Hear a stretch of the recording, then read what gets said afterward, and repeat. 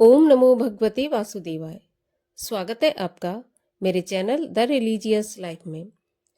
भगवान श्री हरि विष्णु की कृपा आप पर और आपके परिवार पर हमेशा बनी रहे। दोस्तों, इस वीडियो में आज आप सुनेंगे पौष मास के शुक्ल पक्ष की एकादशी पुत्रदा एकादशी व्रत की कथा, जिसको कि भगवान श्री कृष्ण ने युधिष्ठिर को सुनाया था। तो कथा शुरू करने से पहले हमेशा की तरह आपसे अनुरोध है कि अगर आपने चैनल को सब्सक्राइब नहीं किया है अभी तक, तो चैनल को सब्सक्राइब कर लें। साथ ही साथ बेल आइकन को भी प्रेस कर लें, जिससे मेरे आने वाले वीडियोस के नोटिफिकेशन आपके पास सबसे पहले आ जाए। और अगर आज का वीडियो अच्छा लगे तो वीडियो को लाइक भी ज़रूर करें। साथ ही साथ कमेंट बॉक्स में ओम नमो भगवते वासुदेवाय लिखना बिल्कुल ना भूलें। तो चलिए अब हम सुनते हैं पुत्रदा एकादशी व्रत की कथा।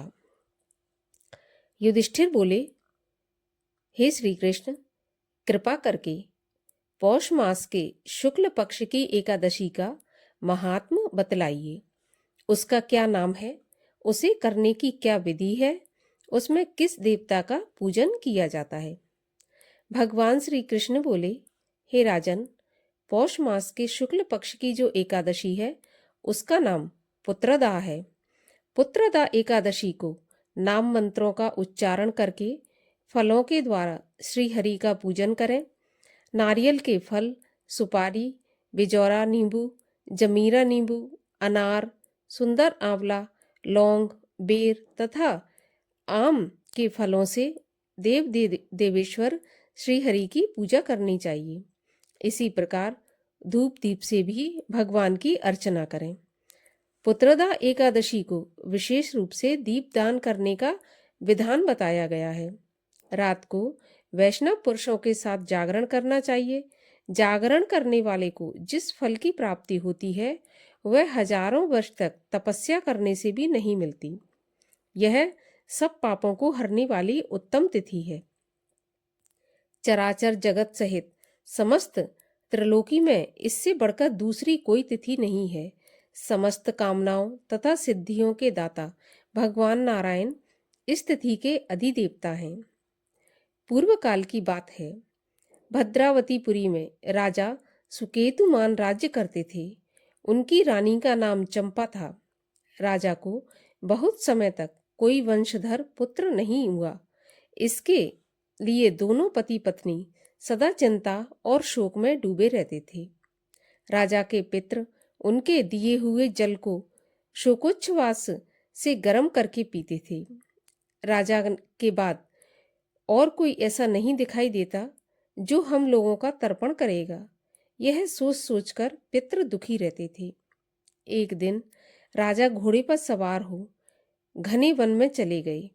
पुरोहित आदि किसी को भी इस बात का पता नहीं था।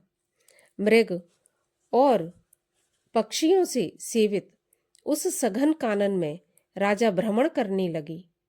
मार्ग में कहीं सियार की बोली सुनाई पड़ती थी तो कहीं उल्लुओं की।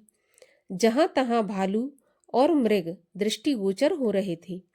इस प्रकार घूम घूम कर राजा वन की शोभा देख रहे थे। इतने में दोपहर हो गई। राजा को भूख और प्यास सताने लगी। वे जल की खोज में इधर उधर भटकने लगे। किसी पुण्य के प्रभाव से उन्हें एक उत्तम सरोवर दिखाई दिया, जिसके समीप मुनियों के बहुत से आश्रम थे। शोभाशाली नरेश ने उन आश्रमों को देखा। उस समय शुभ की सूचना देने वाले शकुन होने लगे। राजा का दाहिना नेत्र और दाहिना हाथ फड़कने लगा, जो उत्तम फल की सूचना दे रहा था। सरोवर के तट पर बहुत से मुनि वेद पाठ कर रहे थे। उन्हें देखकर राजा को बड़ा हर्ष हुआ। वे घोड़े से उतरकर मुनियों के सामने खड़े हो गए और अलग अलग उन सबकी वंदना करने लगे।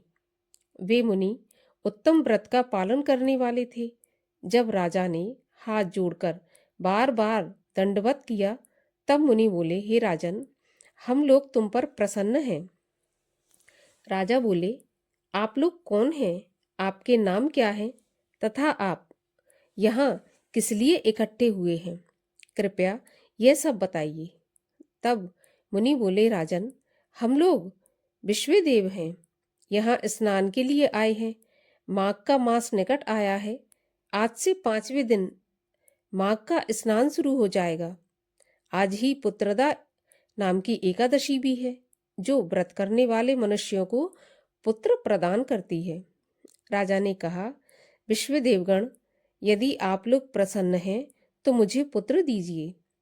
मुनि बोले, राजन, आज पुत्रदा नाम की एकादशी है। इसका व्रत बहुत ही प्रसिद्ध है। तुम आज इस उत्तम व्रत का पालन करो। महाराज, भगवान केशव के प्रसाद से तुम्हें पुत्र अवश्य प्राप्त होगा। भगवान श्री कृष्ण कहते हैं कि हे युधिष्ठिर, इस प्रकार उन मुनियों के कहने से राजा ने उस उक्त उत्तम व्रत का पालन किया। महर्षियों के उपदेश के अनुसार विधि पूर्वक पुत्रदा एकादशी का अनुष्ठान किया। फिर द्वादशी को पारण करके मुनियों के चरणों में बार बार नतमस्तक झुकाकर राजा अपने घर आए। उसके बाद रानी ने गर्भ धारण किया। प्रसव काल आने पर पुण्यकर्मा राजा को तेजस्वी पुत्र प्राप्त हुआ, जिसने अपने गुणों से पिता को संतुष्ट कर दिया। वह प्रजा का पालक भी हुआ। इसलिए हे राजन, पुत्रदा का नाम उत्तम है और उत्तम व्रत है, अवश्य ही करना चाहिए। मैंने लोगों के हित के लिए तुम्हारे सामने इसका वर्णन किया है। जो मनुष्य एकाग्र चित्त होकर पुत्रदा एकादशी का व्रत करते हैं, वे इस लोक में पुत्र पाकर मृत्यु के पश्चात स्वर्गगामी होते हैं। इस महात्म को पढ़ने और सुनने से अग्निष्टोम यज्ञ का फल प्राप्त होता है। बोलिए विष्णु भगवान की जय। ओम जय जगदीश हरे, स्वामी जय जगदीश हरे। भक्त जनों के संकट, दास जनों के संकट क्षण में दूर करे। ओम जय जगदीश हरे। जो ध्यावे फल पावे, दुख बिन से मन का। सुख संपत्ति घर आवे, कष्ट मिटे तन का। ओम जय जगदीश हरे।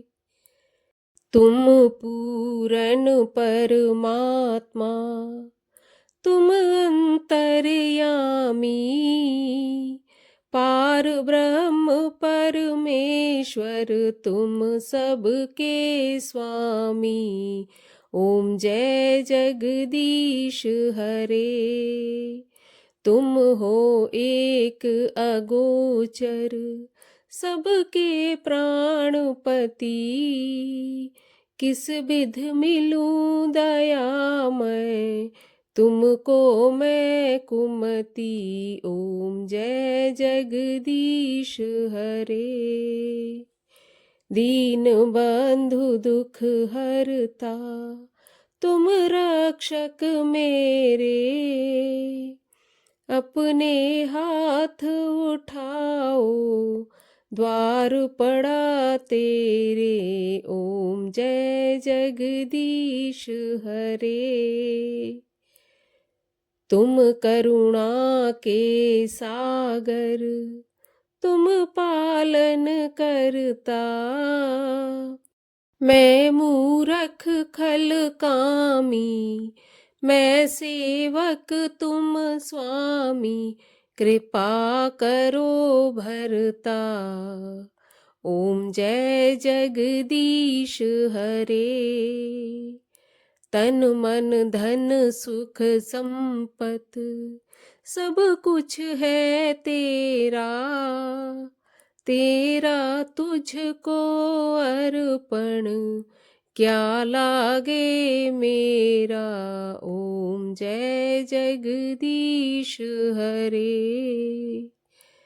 दीन बंधु की आरती, जो कोई जन गावे। कहत हरि हर स्वामी, मन वांछित फल पावे। ओम जय जगदीश हरे, जय जगदीश हरे।